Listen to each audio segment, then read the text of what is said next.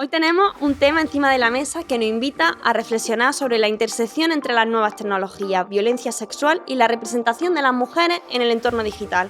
Hablamos del deepfake porno. Este fenómeno se refiere a la creación de imágenes o vídeos que utilizan tecnología de inteligencia artificial para superponer la cara de una persona en el cuerpo de otra, en contenido pornográfico. Esto, claro, sin el consentimiento de la persona cuya imagen se utiliza y cuyas principales víctimas somos las mujeres. Un estudio de 2020 de la Universidad de California en Berkeley encontró que aproximadamente el 96% de los vídeos deepfake eran de naturaleza pornográfica. Además, entre 2022 y 2023, la cantidad de pornografía deepfake creada aumentó un 464%, un dato alarmante. Asimismo, en este contenido, la mayoría de las víctimas son mujeres. Así lo confirma el informe State of Deepfake de 2023, que afirma que el 99% del contenido pornográfico deepfake está protagonizado por mujeres. Obviamente, esto no significa que sea más fácil crear imágenes de mujeres que de hombres, pero quienes la crean son hombres y quienes la consumen también. De hecho, el 48% de los encuestados en el informe anteriormente mencionado afirmaba haber visto pornografía deepfake al menos una vez, y de estos usuarios el 74% no se sentía culpable por su consumo. Además, se ha observado un aumento alarmante en los chats entre menores que comparten contenido sexual generado por inteligencia artificial, a menudo a partir de fotos que sus compañeras han publicado en redes sociales. Y aunque el contenido de la pornografía deepfake es ficticio, el daño psicológico que causa es muy real. Esta creación de imágenes sexuales creadas por inteligencia artificial no deja de ser una herramienta y una forma de violencia más contra las mujeres. Una nueva forma de extender un terror sexual en un contexto de ciberacoso generalizado en el que prolifera una doble moral que penaliza o sanciona socialmente a las mujeres que viven libremente su sexualidad. Este fenómeno no solo está afectando a figuras públicas como Taylor Swift, Scarlett Johansson o Rosalía, sino también a menores, como fue el caso que sucedió en Almendralejo. En este episodio nos adentraremos en el fenómeno de los deepfakes porno. Hablaremos sobre cómo esta herramienta se ha utilizado para crear contenido pornográfico no consentido, afectando la vida de muchas mujeres y poniendo en tela de juicio el concepto de consentimiento en la era digital. Nosotras, desde Federación Mujeres Jóvenes, estamos trabajando ahora mismo dentro del proyecto Resistencia Feminista en visibilizar y sensibilizar en torno a las distintas formas de violencia contra las mujeres jóvenes, con el objetivo de sacar a la luz la complejidad de esta grave problemática. Bienvenidas todas a Poco Nos Quejamos, un espacio de Federación Mujeres Jóvenes. Mi nombre es Laura López. Formo parte de la Junta Directiva de Federación Mujeres Jóvenes. Soy feminista, entre otras cuestiones porque el feminismo me ha enseñado a ser más libre. Soy trabajadora social y educadora social. Y soy andaluza de pura cepa. Desde Federación estamos muy contentas de compartir este espacio con vosotras y seguro que va a ser un ratito muy enriquecedor.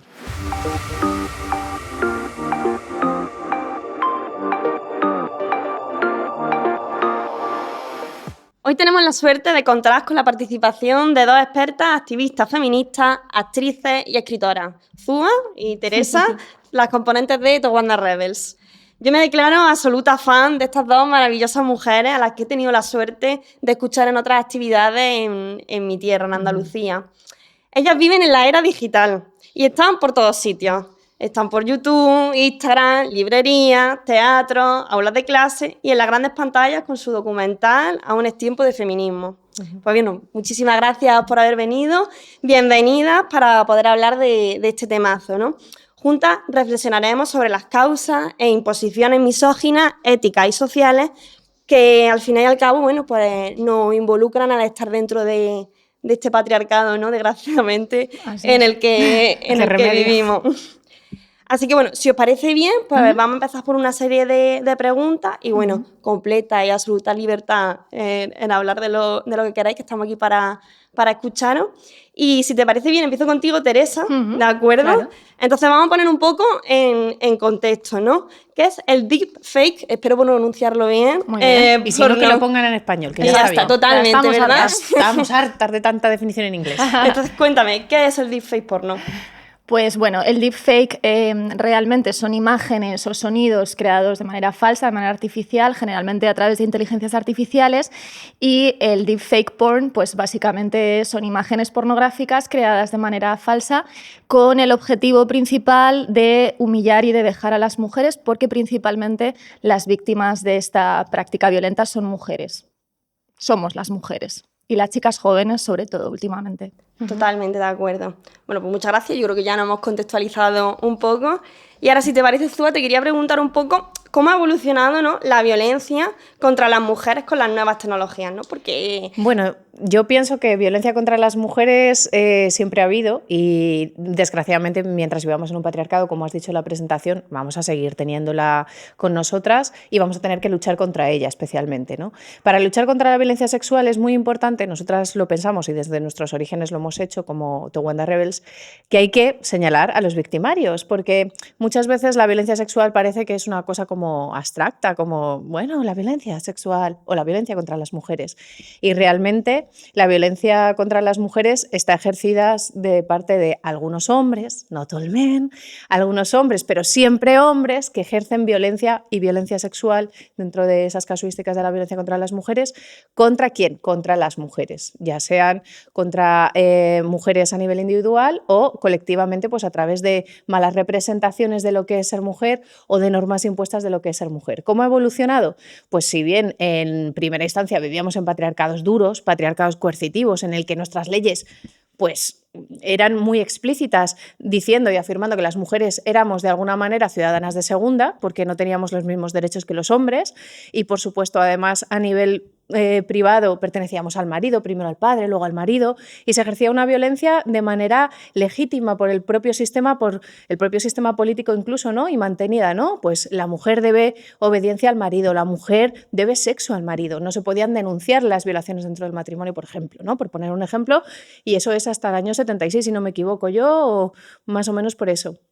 Con lo cual es anteayer. Estamos hablando de que venimos de que nuestras madres y nuestras abuelas crecieran con esas ideas, luchando contra ellas y demostrando que las mujeres no somos ciudadanas de segunda. ¿Qué pasa?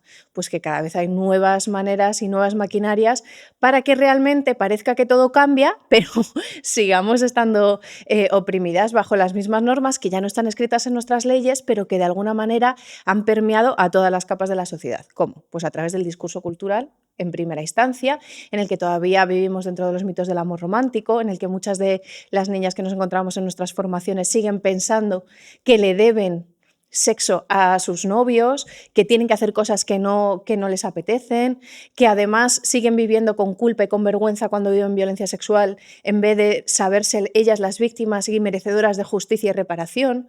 Esto crea situaciones en las que, como estaba explicando Teresa, con las nuevas tecnologías esa violencia se empieza a ejercer además de una manera como, pues en la que se va difuminando quiénes son los victimarios. ¿Por qué?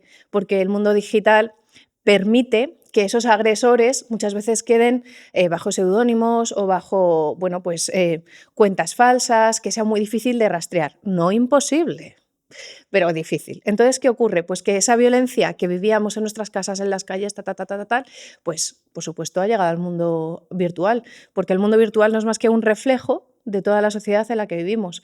¿Qué tenemos que pedir? Legislación para protegernos, como la tenemos en las calles, en las casas, etcétera, en el mundo virtual. Yo creo que además una de las cosas clave que has dicho, ¿no?, un poco es el tema del anonimato, ¿no? Claro. Que se puede perseguir, pero a lo mejor no interesa. Otra cosa es que hay herramientas... Es que es muy costoso. Claro, hay herramientas que hay recursos que de seguida, ¿no?, se empiezan a movilizar, ¿no?, a crear, a innovar, y pues parece, ¿no?, de que esta protección hacia las mujeres, pues en estos ambientes, ¿no?, pues como que tarda, y vamos, las redes sociales es verdad que ya llevan mucho tiempo en nuestra sociedad, pero en cierto modo ya a lo mejor ya se deberían de haber buscado algunos mecanismos de protección.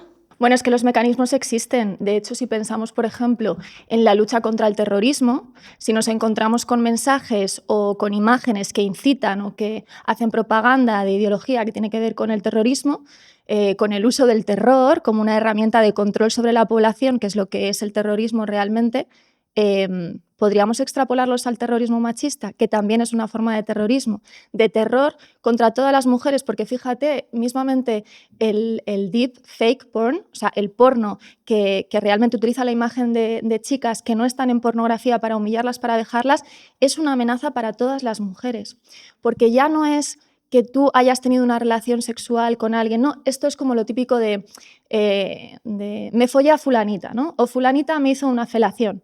Ahora ya ni siquiera necesitan contar la mentira, sino que la van a representar. Es decir, es que la violencia es brutal, o sea, es muy difícil escapar de esa violencia. Y tú tienes que demostrar como víctima que esas imágenes son falsas, que ya es la locura. Claro, pero incluso aunque demuestres que son falsas, da el igual. daño, o sea, lo que es fake es el porno, pero el daño no es fake, No. o sea, el daño es real. Porque esas chicas, por ejemplo, en el famosísimo caso de las niñas de Almendralejo, esas niñas, aunque no eran reales las imágenes, las sufrieron como si fueran reales. La vergüenza fue real, la culpa incluso fue real, aunque después tengo que decir que bueno, que lo solventaron bastante bien y que se dieron cuenta, gracias también al apoyo de sus familias, de que no tenían nada de lo que avergonzarse. Pero bueno, volviendo al tema de los victimarios, hay maneras de perseguir esto, ¿no? De perseguir estos delitos. Lo que pasa es que casualmente los delitos que tienen que ver con el daño que se les hace a las mujeres pues no son tan perseguidos. Sin embargo, si hablamos de los reyes o, como decía Por antes, supuesto. hablamos de terrorismo, pues por supuesto van a encontrar medios, todos los medios al alcance para atajarlo rápidamente. Claro. Y otra cosa, hablando sobre todo, que estamos hablando sobre el tema del Almendralejo, esto a una chavala joven, nosotros como Federación de Mujeres Jóvenes, ¿no? Que somos una entidad, un espacio, ¿no? Representado por mujeres jóvenes, el nivel de consecuencias que tiene para la hora de desarrollar tu vida, tu sexualidad, vamos, tu vida, o sea, tu vida, nada más, nada menos, es increíble. ¿Vosotros qué creéis? Además que trabajáis mucho en los coles y tal, que es sin ninguna duda lo más complicado. Lo más complicado es cómo ha permeado la idea de que de alguna manera lo que más vale de las niñas es su cuerpo, su imagen, su belleza. Lo vemos en las redes sociales clarísimamente. Cuando ellas ocupan los puestos de creación dentro del mundo digital, es en esas redes sociales en las que son cuerpos, son imágenes, son escaparates, son TikTok, Instagram, ¿no? Ahí nos encontramos. Los niños siguen dominando el discurso, están en Twitter, están en Twitch, son los youtubers más famosos de este país, ganan más dinero que ellas, y ellas cuando ganan mucho dinero normalmente es acompañado de su imagen, etcétera. Entonces, ¿qué ocurre? Que este tipo de violencia que atenta directamente contra su imagen, contra casi como su marca personal, porque estas niñas viven creyendo casi que sus cuentas son marcas personales, ¿no? Y viven, ahora por ejemplo, nosotras estamos preocupadísimas también con la presión estética ejercida desde tempranísimas edades, desde los 5, 6, 7 años, niñas que se hacen tratamientos dermatológicos, que se están abrasando la piel viva. Exacto. Es que no quiero decir más definiciones en inglés. Se están abrasando la piel porque no están hechos para ellas y porque no los necesitan, básicamente, ¿no? El caso de Almendralejo y otros casos que nos hemos encontrado en este sentido es que es tan fácil hacerlo porque las inteligencias artificiales están al alcance de estos chavales y además es un juego para ellos, pero estos juegos tienen grandes consecuencias y graves consecuencias porque en realidad están poniendo sobre la mesa que no ven a sus compañeras como iguales. Este es el problema principal, que no las ven como iguales. Entonces cuando nosotras llegamos, y llegamos tarde porque llegamos cuando nos dejan, que ya es en secundaria, a intentar explicarles qué es el feminismo, a intentar explicarles que mujeres y hombres somos iguales, que lo demás son estereotipos de género, pues resulta que miran a su alrededor y dicen, no, iguales no somos, porque mírala, está haciéndose skincare desde que tiene 6 años, porque su máxima importancia es esto. No, iguales no somos, porque a mí no me interesa lo mismo que a ella, porque yo en el sexo, porque esta es una guarra, porque ya todo ese discurso diferenciado entre niños y niñas ha calado tan profundamente y tan temprano, mucho antes de que puedan desarrollar su capacidad cerebral, que no se acaba de desarrollar hasta los 21 años, imaginaros a los 12 cómo está aquello, porque además ellos son grandes consumidores de pornografía, en la que ven muchísima violencia contra las mujeres, en la que además ese discurso les está diciendo que a ellas les gusta lo que les hacen, con lo cual ellos dicen, no, iguales no somos. Si a ella, mira, le gusta, en el fondo a ella le gusta. Y es muy difícil romper eso. Es muy difícil porque está instaurado de una manera, yo diría que casi automática, no ha pasado por un pensamiento racional. Entonces nosotras tenemos que luchar contra todas esas imágenes, luchar contra todas esas redes digitales que nos presentan tan distintas, contra todos los productos culturales, contra las novelas eróticas que a ellas les siguen contando que la violencia es algo erótico, que tienen que erotizar, que las cojan del pelo, que las agarren, que las aten. Claro, llegamos nosotras y esto a lo mejor parece anécdota, la deepfake, pero daña profundamente cómo ellas se ven a sí mismas, cómo ellas se ven dentro de la sexualidad, cuál es su papel. Porque de alguna manera lo que les está diciendo el mundo es que la sexualidad no es para ellas, es que en cualquier momento puede venir alguien y coger su cuerpo o su imagen. Y también que la sexualidad es denigrante, ¿no? Exacto. Es que una de las ideas básicas del patriarcado es esa, que la sexualidad denigra a las mujeres. De hecho, ahora también les quita valor, mientras que a ellos les proporciona valor, a ellas les quita valor. Entonces, claro, es muy contradictorio porque al mismo tiempo todos los productos culturales que ellas consumen, todas las imágenes que tienen que ver con su identificación, con las que ellas se van a sentir identificadas, tienen que ver los videoclips, por ejemplo, de las mujeres que ellas admiran. Todos esos productos culturales les vienen a decir que si no se sexualizan no son nada, pero al mismo tiempo la doble vara de medir del patriarcado, esa doble moral que habla tan maravillosamente Ana de Miguel, también les dice que la sexualidad, si se sexualizan, van a perder valor. Entonces, claro, pensemos en la cabeza de una niña cómo conviven estas dos ideas contradictorias. Es un lío. Y luego también pervierte y rompe absolutamente las relaciones entre chicos y chicas, porque hasta ese momento, más o menos, antes de la pubertad, han sido compañeros y compañeras, han sido amigas, han sido amigos, se han escuchado, se han querido, han jugado juntos, han jugado a los mismos juegos, porque ya es verdad que bueno, vivimos en una sociedad en la que aparentemente en la primera edad infantil, digamos, los niños y las niñas más o menos son iguales. Y hombre, sí que se producen todavía muchas desigualdades en el trato, pero a un nivel generalizado más o menos son iguales. ¿Qué ocurre cuando llega la pubertad? Que esto se va a romper. Esta idea se va a romper. Y más cuando de repente ellas ven en ellos al enemigo. Porque ¿cómo se toman las niñas, por ejemplo, de Almendralejo, que sus compañeros, con los que han estado jugando ayer, que las miraban como iguales, supuestamente, de repente tengan esa imagen sobre ellas y quieran hacer sobre ellas con ellas esa violencia, ¿no? Contra ellas? Pues yo no sé esas pobres niñas, pero yo supongo que les afectará muchísimo. Claro, y que restablecer ese vínculo, volver a confiar, debe ser muy duro para ellas también. Luego dicen que no all men y que por qué las feministas odiamos a los hombres. No odiamos a los hombres, sin embargo los hombres nos dan miedo. Y estas niñas sentirán miedo ahora. Y sentirán miedo también de mostrar su sexualidad o de vivir su sexualidad. Y esto es muy duro porque uno de los estigmas sobre las mujeres es que no tenemos sexualidad, ¿no? Y que cuando tenemos sexualidad es porque somos unas putas y unas guarras. Entonces se están cargando también la posibilidad de que vivan una sexualidad bonita, sana, placentera e igualitaria. Ya. Y vosotras un poco, cuando entráis en estas luchas, ¿no? Digámoslo así, un poco... ¿Cómo lo gestionáis, no? Porque mal. Tiene que haber tremendos circos un poco por ahí. A ver, lo gestionamos como podemos, lo primero, pero pensando siempre que es un derecho que tienen los menores. O sea, para nosotras es muy duro pensar que la gran mayoría de los menores de este país no van a tener acceso a una educación sexoafectiva igualitaria. Ya. Eso para nosotras es durísimo. ¿Por qué? Porque nosotras hemos diseñado una charla pensando en la charla que nos hubiera gustado escuchar a nosotras cuando teníamos su edad, y que nos hubiera venido tan bien, que nos hubiera salvado de muchas violencias que tuvimos que vivir después, ¿no? Entonces, para nosotras es una cuestión vital, es una cuestión que tiene que ver con sentar unas buenas bases de libertad y de libertad sexual para las niñas y también para los niños. ¿Qué ocurre? Que nos encontramos que si tenemos buena suerte podemos llegar y a veces darles una charla de 2 horas en toda su vida. Eso es insuficiente. Cuando además intentamos hacerlo lo mejor posible, sabemos y somos conscientes que estamos abriendo la caja de Pandora. Porque, ¿qué nos encontramos, por ejemplo? Pues desde niñas que nos dicen, sí, hombre, pues entonces, si el sexo sin deseo es una agresión sexual, pues a mí el Johnny me ha violado 20 veces ya. Claro, y luego, ¿quién acompaña a esa niña que acaba de tomar conciencia de lo que acaba de decir? Y el Johnny. Y el Johnny que está sentado en la clase al lado, que acabamos de darle la formación a él. Nos ha dado por aludido. A Johnny sí, y a todos los Johnnys, quiero decir. Claro, porque en realidad muchas veces operan la misma presión social que opera sobre nosotras para tener relaciones o no tenerlas o tal, sobre ellos también ha operado. Claro. Lo que pasa que, con esto no quiero decir que sea igual, porque no lo es. El nivel de violencia vivida. Y no es lo mismo agredir que recibir la agresión. Pero desde luego sí que nos encontramos muchas veces, muchísimas, que los chavales va yendo la charla y van diciendo, Dios de mi vida, de mi corazón, si llevo viendo porno desde que tengo 8 años, ya estoy mal, estoy fatal. Y siempre les decimos lo mismo, del porno se sale. De este tipo, el deseo se construye.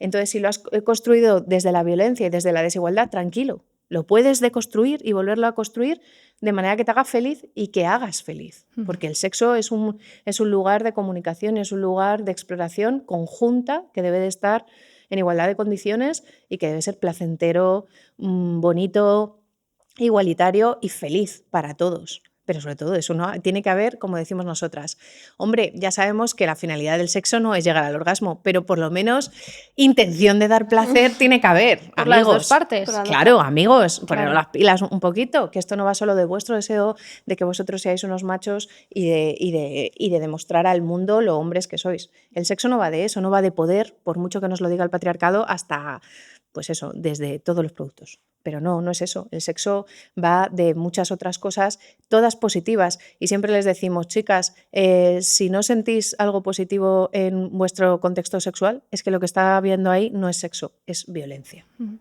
Y hay que decir hasta aquí. Pero es muy difícil porque nosotras somos conscientes que eso hay que sostenerlo. Y nos damos cuenta que los centros no están ni preparados ni dispuestos a sostener un problema social que es un problema actualmente no solo un problema social, sino es un problema sanitario, un problema de salud pública, un problema de convivencia, porque los índices de violencia sexual están aumentando entre la población más joven a una manera, de manera exponencial. Sí. Y además lo que está aumentando es que ellas sean incapaces de reconocer cuando están viviendo la violencia sexual y cuando son capaces de hacerlo ya han pasado años. Y ellos tampoco son conscientes de estar ejerciéndola. Porque está muy normalizado en el contexto. Pasa con de la el violencia. deepfake porn también. Si tú le preguntabas a esos niños, esto es una broma. Pero si no lo han hecho realmente, si no sé qué, no. Pero subyace una violencia contra las mujeres y un discurso que tiene que decirles a todas ellas que siempre tienen que estar a la expectativa de lo que los demás digan de ellas, de lo que los demás piensen y también en la sexualidad, que no es para nosotras, vamos. Y que ellos pueden ejercer poder sobre ellas a través de todas estas prácticas. De todas formas, claro, el tema de los talleres de sexoafectivos son complejos porque, claro, no es lo mismo llegar a un centro en el que se ha trabajado la igualdad de manera transversal desde que son pequeñitas y pequeñitos, hablando de los estereotipos de género, teniendo pues una coeducación, ¿no? Integral dentro del centro en la que el profesorado, la dirección es consciente, las familias también. Entonces, claro, hay una diferencia brutal cuando llegas a un centro que lo ves desde la disposición del propio centro. ¿Cómo es el patio? ¿Cómo son las instalaciones? ¿Las instalaciones tienen en cuenta la diferencia, por ejemplo, sexual entre chicos y chicas? ¿Es amable el centro para las chicas? Nos hemos encontrado centros en los que hemos ido al baño del alumnado, que queríamos ir al baño, y estaban cerrados con llave. Les hemos dicho, ¿por qué tenéis los baños cerrados con llave? No, porque pasan cosas. No, pasan cosas que pasan. Es decir, una chica no puede ir al baño, imagínate, pues porque necesita cambiarse la compresa. Es que son cosas que nos han pasado a todos. Tienen los baños cerrados porque son peligrosos los baños. Y en vez de analizar por qué los baños son peligrosos para las chicas, los cierran con llave. Esconden el problema, ¿no? Que es lo que se ha hecho toda la vida. ¿Qué ocurre? Que cuando, a diferencia de esos centros, vamos a centros en los que se ha trabajado la igualdad, pues claro, ya puedes ahondar mucho más en el tema de la sexualidad. Pero si vas a tratar con grupos que no saben absolutamente nada, tienes que empezar por el principio en la charla para acabar hablando un poquito sobre pornografía, porque sería completamente perjudicial empezar hablando sobre sexualidad, porque no van a entender nada. El problema de esos niños que crean esas imágenes falsas pornográficas es que efectivamente para ellos es una broma, porque para ellos una chica no es lo mismo que un chico y lo tienen integrado en su sistema cultural y en su sistema de valores. Entonces, claro que para ellos, y fíjate que están delinquiendo, o sea, están cometiendo un delito y no lo saben.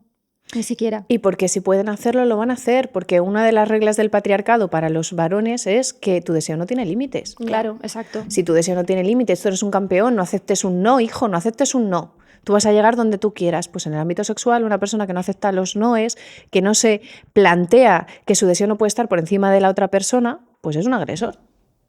Yo ahora cuando estoy hablando un poco de todo este tema, ¿no? De la desigualdad un poco, ¿no? Tan sumamente evidente con los más pequeños, bueno, y no tan pequeños, pero sobre todo en las edades más tempranas, ¿no?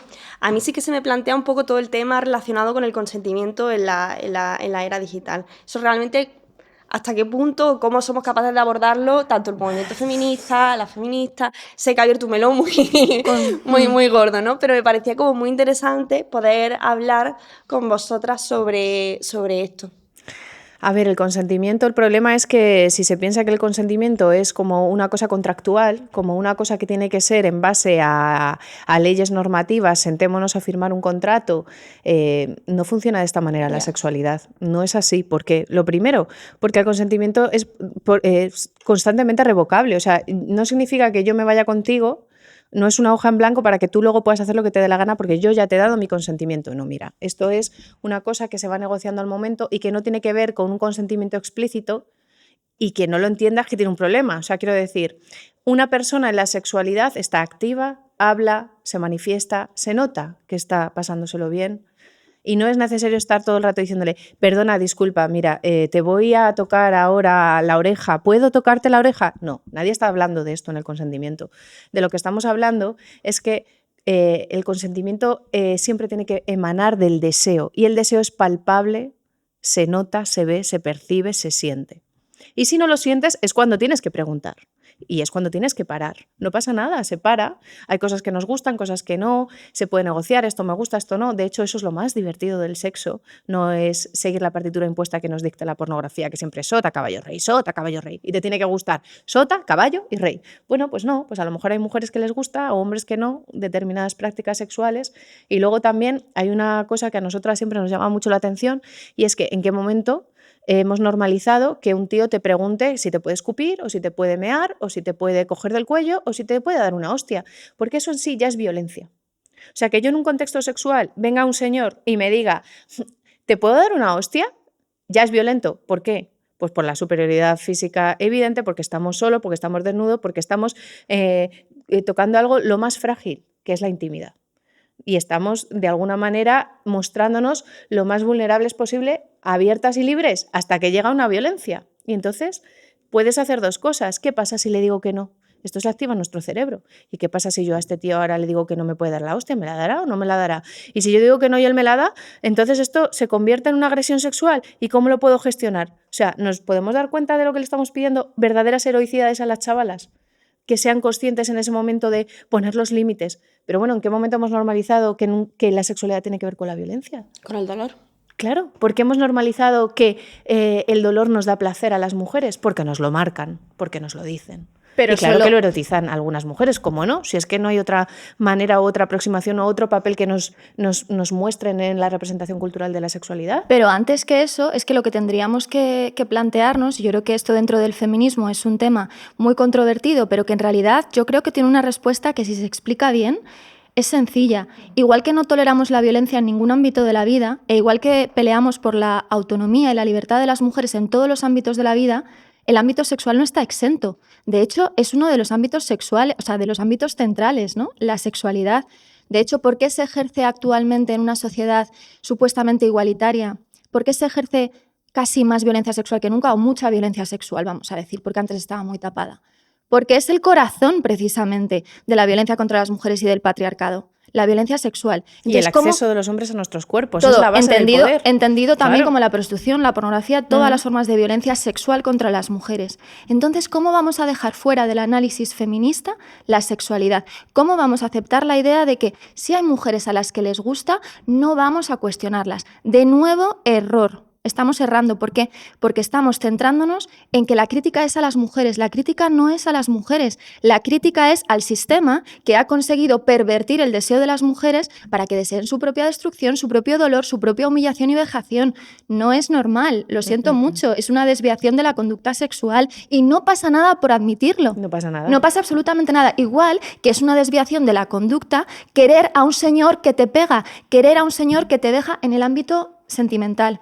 ¿Cómo hemos puesto en cuestión eso nosotras? Diciendo, ojo, perviven unos mitos del amor romántico y las mujeres cuando están en una relación de maltrato, lógicamente son víctimas, pero es también porque han erotizado una forma de querer que tiene que ver con aceptar cosas que si estuviéramos sanas entendidas como mujeres que viven fuera de un sistema patriarcal y que no tenemos la cabeza inundada de patriarcado, no aceptaríamos nunca. Entonces, ¿cómo vamos a dejar la sexualidad fuera?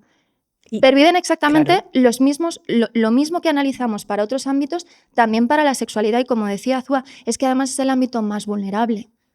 ¿Cómo vamos a aceptar que sea aceptable que un señor te pida permiso para escupirte o para agredirte y que con eso ya tenemos suficiente, ¿no? Y luego además es que la pregunta, que lo estás diciendo claramente, o sea, la pregunta social es, bueno, si hay algunas mujeres a las que les gusta, no, la pregunta es, tío, ¿por qué te pone cachondo pegar a una mujer? Exacto. O sea, ¿por qué has decidido que para tú excitarte y llegar a una relación placentera tienes que introducir la violencia y ser un agresor? Porque, perdona, pero nosotros podemos y debemos cuestionar los actos en sí, no las personas, ni las actitudes, ni, bueno, si ella quiso, no, si ella quiso, no. El tema es, una hostia es violencia. Exacto. Una vejación es violencia, sí está tipificado y normalizado, y ya no solo en las leyes, sino todos lo sabemos a la hora de relacionarnos. Entonces, pongamos el foco en el agresor, por favor, como intentamos hacer en todo, y desde el feminismo también nos preguntemos, joder, ¿y por qué a un tío, a este tío en concreto, le va a excitar pegarme o llamarme X, o decirme eres una tal, o practicarme determinadas prácticas que sabe que yo no estoy disfrutando? Es que nos quieren colar la idea de que puedes tener una relación igualitaria en la que estás viviendo violencia sexual. Si estás con un hombre que le excita eso, es porque ese hombre es un agresor. Puede ser que lo tenga controlado en algunos ámbitos, pero ¿quién te dice que esa violencia no va a salir del ámbito sexual? Es que no tiene sentido, lo siento mucho. Bueno, yo sé no que sería la primera mujer que ha muerto en prácticas. Exacto, en prácticas consentidas. Como decía Catherine McKinnon, ¿no? La regla del consentimiento es tan perversa que una mujer puede haber dado su consentimiento y estar muerta. Puede estar muerta y haber dado su consentimiento. Y es que es tal cual. Es muy duro, pero es real. O sea, ¿cuántas chicas, por ejemplo, sabemos que han muerto en escenas pornográficas y habían firmado un consentimiento? Pues si aceptamos eso... Es que es el único delito en el que se sigue poniendo todo el juicio sobre la víctima. Sí. Yo, por ejemplo, con esto yo siempre hago una comparación que es muy, muy tonta, pero yo creo que es muy, muy clara. Yo, por ejemplo, si estoy en una empresa y mi empresa tengo que trabajar 48 horas, pero bueno, pues mi empresa es que me da más dinero o lo que sea, pero trabajo 48 horas porque, bueno, me apetece. Porque quieres, libremente. Porque quiero libremente. Claro. Me apetece trabajar 48 horas, ¿no? Y que me paguen. Y bueno, si tengo que hacer más de las tareas que me corresponden, las hago. Porque es que si no, me quedo en la calle y necesito un sueldo. Y te gusta. Esto es lo que me apetece, ¿no? Esto es lo que me apetece hacer. Te va la marcha. Claro, pero ponemos... ¿Qué consecuencias tiene eso? Ponemos esto y la gente te dice, oye, estás sufriendo acoso laboral. No, oye, y te estás cargando el derecho de todos los trabajadores. Te estás cargando el derecho de todos los trabajadores porque que tú aceptes estas condiciones nos coloca en un lugar en el que a todos nos quitan derechos. Claro. Exacto. Y esto, en cambio, cuando nosotros somos, le damos la vuelta, ¿no? Nos metemos como nosotros como mujeres en el ámbito sexual, por ejemplo, ahí es lo que vosotras decís, ahí ya no hay nada. Claro, es que de hecho esto se entiende muy bien, o sea, haciendo un paralelismo entre lo que has dicho y la pornografía, ¿no? Imagínate que pues hay mujeres que dicen, no, mira, es que a mí me encanta que me estrangulen y lo quiero grabar y lo quiero difundir y me quiero lucrar, pero yo consiento y a mí me gusta. ¿A ti qué más te da? Pues sí me da, porque que tú estés grabando esas imágenes y difundiéndolas está haciendo que culturalmente se acepte que a las mujeres nos gustan esas prácticas. Es decir, de nuevo, lo siento muchísimo, pero estás fomentando la violencia contra las mujeres. ¿Que a ti te guste la violencia? Bueno, podemos ponerlo en cuarentena, pero que tú tengas derecho a hacer propaganda de la violencia contra las mujeres, eso no es ningún derecho. Y normalizarlo, decir que es una opción entre otras. Exacto. Y sobre todo porque aquí está la trampa. Nos presentan un discurso mainstream, es decir, mayoritario, el único de hecho sobre la sexualidad, y nos dicen, bueno, son casos aislados, son casos individuales, no os metáis en los derechos individuales. No pueden ser derechos individuales, estamos hablando de una industria que se lucra siempre mandando el mismo mensaje. Hombre, y sobre todo cuando vemos que de repente son tendencias, ¿no? Como llevar una camiseta amarilla con rayas azules. Pues choke. Pues de repente asfixia. Qué casualidad que son todo prácticas en las que la vida de las mujeres corre riesgo, y no solo la vida de las mujeres, es que ¿cómo te quedas después de que una persona en el ámbito sexual coja y te asfixie? ¿Cómo te afecta psicológicamente eso? Incluso si obtienes placer de ello, ¿eh? O sea, vamos más allá. Es que no todo lo que nos da placer es bueno y tenemos que asumirlo como sociedad. Igual que nos puede dar mucho placer comernos una hamburguesa del McDonald's todos los días, entendemos que no es bueno, ¿verdad? O fumar o beberme 7 copas de ginebra. Entonces, ¿por qué entendemos que las prácticas que son violentas son de riesgo? Bueno, van en gustos y, oye, cada quien que haga lo que quiera. Complicado. Bueno, complicado. Bueno, o sea, yo quieren hacer complicado, ¿no? Yo creo que es complicado porque la base no está. Claro. Porque también, si estuviéramos en la base, si desde pequeñitos ellos supieran que valen igual, que son iguales... Y que complicado sí. también un poco de cómo los agentes sociales o los agentes políticos o la administración, el propio Estado, en el sentido... ¿Verdad? Complicado porque ellos lo hacen, ¿no? Pero cómo... Hay que hacer algo, eso está muy claro. Ahora, ¿el qué? Y también es complicado, y por si no ha quedado claro, es complicado porque siempre le intentan dar la vuelta a la tortilla. Hombre. Entonces, al final esto se convierte en que nosotras somos las feministas, las policías de las camas, que vamos ahí controlando a la gente y vamos mirando debajo de los colchones a ver qué están haciendo, debajo de los edredones. Claro, todos sabemos que las feministas hacemos eso. Y juzgamos a las mujeres. Ojo, que esto es impresionante, cuando el feminismo, vamos, siempre ha puesto el foco en los agresores, no en las víctimas, ha entendido perfectamente a las víctimas. El feminismo entiende por qué una mujer ha erotizado la violencia en el sexo, pero no lo acepta. O sea, una cosa es comprenderlo y otra cosa es aceptarlo y no luchar contra ello. No, nosotras lo que queremos es cambiar todo el sistema para que lo primero, para que ese hombre no tenga el deseo de ejercer violencia contra su pareja sexual. Y lo segundo, para que esa mujer no normalice eso. Y si lo ha normalizado, no pasa nada. Vamos al psicólogo y lo tratamos, igual que tratamos una relación de dependencia emocional con un maltratador. A poder ser a una psicóloga y a una psicóloga feminista. También muy importante. Creo que estamos sobrevolando con que normalmente estos debates se presentan entre mujeres. Claro. O sea, entre mujeres que además parece que siempre se nombran feministas las personas que se colocan como voceras de la pornografía, de esta supuesta libertad individual, por que las mujeres tengan derecho a consentir. ¡Wow! Gran derecho a consentir, ese que hemos tenido toda la vida, el único. A consentir o a que te pegaran hasta que consintieras. Entonces, hay que tener mucho cuidado porque yo vuelvo a decir, si la gente tuviera claro qué es el feminismo, no calarían tanto estos discursos o no se podrían presentar como feministas discursos que son profundamente no solo patriarcales, capitalistas y muy racistas, porque se nos olvida muchas veces que permean todas las opresiones aquí y que sobre la violencia sexual, pues las mujeres que además vienen de una clase social más baja, van a estar más expuestas y porque sí, porque las mujeres, por ejemplo, que acaban en pornografía, muchas de ellas es por esta razón, es por dinero.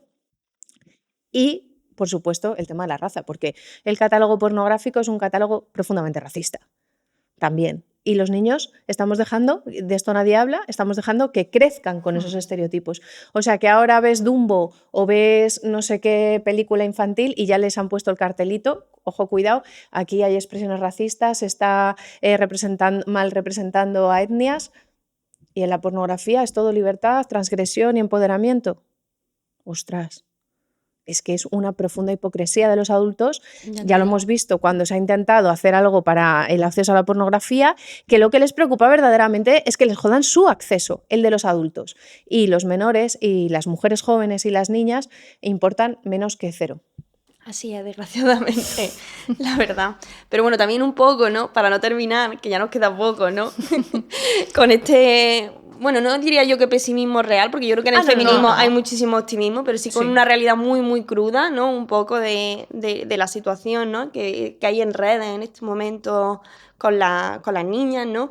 Yo he sido tía de una niña hace muy poquito, mi pequeña Iris. Yo siempre digo que ahora ser feminista tiene más razón que nunca, ¿no? Pues para protegerla, ¿no? Porque yo creo que eso es lo que tenemos que hacer, luchar por las de antes, las de ahora, ¿no? Y las que vendrán. Y yo, para terminar, así como preguntas de bloque, yo creo que sí que nos tenemos que centrar en ellos como personas, aunque ya hemos hablado un poco durante toda la entrevista. ¿Cuál creéis que es la razón principal que le lleva a crear o consumir este tipo de contenido más allá de lo que ya hemos gestionado? Yo a veces pienso un poco en el ego. Pero es que ¿qué es el ego? Pero claro, es que son conceptos que tienen que ver directamente con la masculinidad, la construcción de la masculinidad. Vale. Una de las características principales de la masculinidad es que yo soy el centro del universo, yo soy lo más importante del universo. De hecho, muchas psicólogas feministas ya lo han relacionado pues, con el narcisismo, ¿no? Es decir, mi deseo, mi placer, yo por encima de todo. Mira, esto lo vemos, por ejemplo, clarísimamente, que a veces da pena porque ves un niño de 12 años que dices, ay, madre mía, que ya lo tienes metido, ¿no? Que copan todo el espacio de la charla, copan todo el espacio de preguntas, no las dejan a ella espacio para hablar porque quieren hablar siempre, muchas veces desde un interés genuino, que está bien, pero siempre es como que ellos tienen lo más interesante que decir. A ver, cariño, relájate, tienes 12 años. O sea, no puede ser que sea tan importante lo que tú tienes que decir, pero es que les criamos en esa idea, ¿no? Entonces, ¿cuál es la otra característica de la masculinidad? Que yo no tengo límites. Y además, vamos, desde pequeñitos se les dice, hijo, tú no aceptes los límites, tú tienes que ser el mejor, el campeón, el que gana siempre. Ojo, porque lo que le estamos diciendo es que puede pasar por encima de todo el mundo. Y sobre todo de quién considera que es inferior, a un nivel no racional, lógicamente, ¿no? Porque si a un chaval le preguntas, ¿tú crees que las niñas son inferiores que los niños? Te va a decir, no. Pero realmente a un nivel subconsciente lo piensa porque lo ve todo el tiempo en las representaciones culturales que manejan. Nosotras, por ejemplo, les preguntamos para poner sobre la mesa esto, ¿no? Este problema que tienen de el liderazgo, el ser los primeros, la competición, el demostrar, ¿no? Todo el rato, ¿no? Les decimos, ¿cuántos podéis ser el número 1? Es una pregunta que lanzamos general. Hay niñas también en la sala, ellas no contestan y todos los niños de la sala van a decir ¡todos! Y nosotros decimos mal en matemáticas, porque el número 1 puede ser 1 y el resto empezaréis con la presión del fracaso, que es la otra parte de la masculinidad, ¿no? Cuando a nosotras nos dicen es que nos importan los hombres, el feminismo no se ocupa de los hombres, porque nos suicidamos más, porque sí, porque lideráis todas las estadísticas de conductas temerarias, de adicción a sustancias, autodestructivas, porque la violencia siempre es fruto de una frustración, porque son ollas a presión andantes, porque además otra de las características de la masculinidad es que les cercenamos la empatía desde que son pequeños, les condenamos a no poder expresar las emociones, con lo cual cuando tú no eres capaz de decir me he equivocado, tengo miedo, me siento solo, me han dicho que no sé cómo, no puedo pedir ayuda porque yo soy el campeón, el hombre de la casa con 5 años, ese tipo de cosas que les decimos a los niños, lo que están generando en ellos es que sean incapaces de vivir esa frustración de me ha dicho que no, esta chica no me quiere, me ha puesto un límite, no son capaces de hacer algo con esa frustración. ¿Y qué ocurre? Que si además han anulado la empatía, no se pueden poner en el lugar de ella, piensan que el contexto sexual es un contexto en el que yo no tengo límites, aquí se viene, si ya sabías a lo que venías, a mi placer, tal, ejercen violencia porque es el único camino que les alentamos. A los niños no se les castiga que ejerzan violencia. Son cosas de niños. Mira cómo se pelean, qué graciosos son. Vamos a jugar a este juego, al otro, que son juegos violentos. La única salida que les damos es la violencia y luego nos extrañamos y luego dicen que somos las feministas las que los señalamos como violentos. No, es la sociedad quien construye hombres violentos, porque por naturaleza no lo son, no tienen por qué serlo. Y si hay alguien allí despistado que ahora me va a sacar la carta de la testosterona, pues bueno, por favor, leer un poquito de estudios científicos. Hay hombres con testosteronas altísimas que no han ejercido violencia en su vida. Hay hombres sin ninguna testosterona que son verdaderos sociópatas, psicópatas o personas muy violentas. O sea, quiero decir, no es cierto, no tiene que ver con eso, es la socialización. Claro. Entonces, esto es un problema, porque claro, la caja del azul, esta caja del azul de la que habla Ana de Miguel también, y la caja del rosa, tienen las dos sus componentes B y su parcela de infelicidad. Claro. Y la de ellos también. Bueno, y luego, lógicamente, esto se da porque los niños consumen pornografía. Es decir, esto está totalmente relacionado con el consumo de pornografía por parte de los niños, pues ya sabemos que a partir de los 8 años o incluso antes, ¿no? También ahí tenemos que ver qué quieren conseguir estos niños cuando hacen estas imágenes, cuando crean estas imágenes. Pues fíjate, la idea de que precisamente las que no son putas las quieren convertir en putas. Es decir, ahí también psicológicamente está operando un odio hacia las mujeres, o sea, destila misoginia, porque precisamente las niñas que no lo son las van a convertir en. Es, de nuevo, saltarse un límite, ¿vale? Y al mismo tiempo darle la razón a todo lo que les dice, ¿no? Que todas las mujeres somos unas putas. Y si no lo eres, te voy a convertir en una. Bueno, es que una puta solo puede ser puta si un hombre lo decide. Y eso es que parece que se nos olvida. Que quien te convierte en puta es el hombre que te paga y te usa. Por mucho que yo ahora quisiera ponerme ahí y decir soy puta, si ningún hombre quiere estar conmigo, entenderme. Si ningún hombre quiere abusar de mí, pues no seré puta. Y esto, los niños, es una manera de hacer las putas. Virtualmente. Pero es muy real. Y ante esto, ¿qué propone Towanda Rebels? No, bueno, Towanda Rebels no solo, o sea, todo el feminismo. Bueno, todo el feminismo, pero bueno, como tengo estas dos voces... O sea, no somos altavoces de todo el feminismo, ¿no? Pero bueno, quiero decir que nosotras... Nos van a dar hasta el carnet. No se piensa nosotras tenemos una máquina de hacer carnets feministas. Claro, sí. Nosotros estamos en casa ahí. Pero bueno, como dos voces del movimiento feminista, pero ¿qué es lo que lo que quería decir es que lo hemos aprendido del feminismo, que no es una idea nuestra. Lo único que podemos hacer, y ya es bastante, es seguir divulgando, es seguir educando en valores de igualdad y tener fe, realmente, no fe en un sentido católico, sino en un sentido feminista, ser utópicas y pensar que lo podemos conseguir y que de hecho lo vamos a conseguir. No nos queda otra, o sea, confiar en el ser humano. Como decía Azúa, la violencia de los hombres no es biológica, es cultural. Si es cultural significa que lo podemos cambiar. También tenemos una responsabilidad a nivel cultural. Cambiemos la cultura. Si queremos cambiar realmente la sociedad, tenemos que empezar por cambiar los símbolos, la cultura, y nadie está diciendo, el relato. Nadie está diciendo que censuremos. O sí. Pero no, de lo que estamos hablando. De lo que estamos hablando es de poder tener espacios. Porque además nosotras lo que sí que nos damos cuenta, y mira, esto sí que creo que es un mensaje utópico y feminista, lo que sí que nos damos cuenta es que tanto niñas como niños están deseando que les llegue otro discurso que no sea estas mierdas. Deseando que les libren de violencia, de sometimiento, que les saquen de ahí, porque la recepción de nuestras charlas es muy buena y porque lo vemos al tiempo, nos escriben, nos dicen.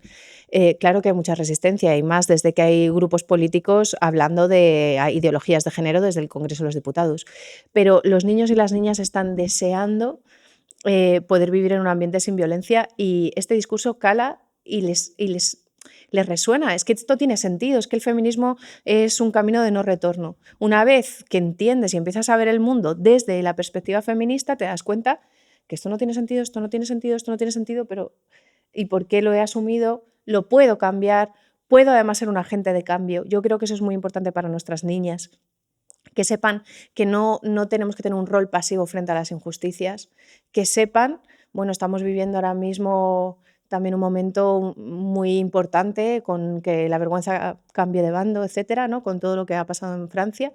Y yo creo que es importante que las niñas sepan esto, que tengan referentes de mujeres que fueron víctimas, pero no son solo víctimas, pero que además se convierten en agentes de cambio.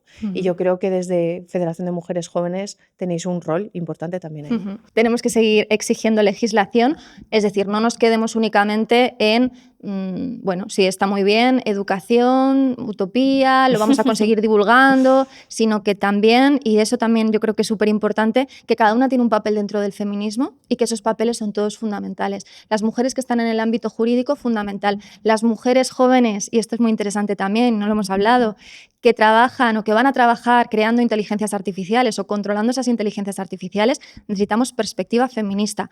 ¿Cómo podemos contrarrestar la violencia en la red? Creando agentes feministas que estén dentro de la red también, controlando. Y en este sentido, por favor, chicas, súper importante que se pongan las pilas con lo digital y que se pongan las pilas con nuevas tecnologías, tecnologías actuales. Las necesitamos hackers, necesitamos chicas ahí dentro, feministas. Súper importante. Y en los partidos políticos. Bueno, en todas partes. En todas partes. Sí, pero en este ámbito, sobre todo muy, muy masculinizado, toda la parte más informática, sí que es súper importante que estemos allí. Y así llegamos al final de este episodio. Daros las gracias, Zuma, Teresa, gracias a nuestras oyentas. Y esperamos que hayáis disfrutado y aprendido de esta conversación, tanto como lo he hecho yo. Y bueno, mutuamente hemos aprendido un montón. Muchas gracias. Y nos vemos en el próximo episodio. Y sobre todo no olvidéis seguirnos en redes sociales, @Federación Mujeres Jóvenes. Eso. Y bueno, pues aquí nos veremos en Poco Nos Quejamos, porque, amiga, menos más que las mujeres buscamos la justicia y no la venganza. Poco nos quejamos. Poco nos quejamos.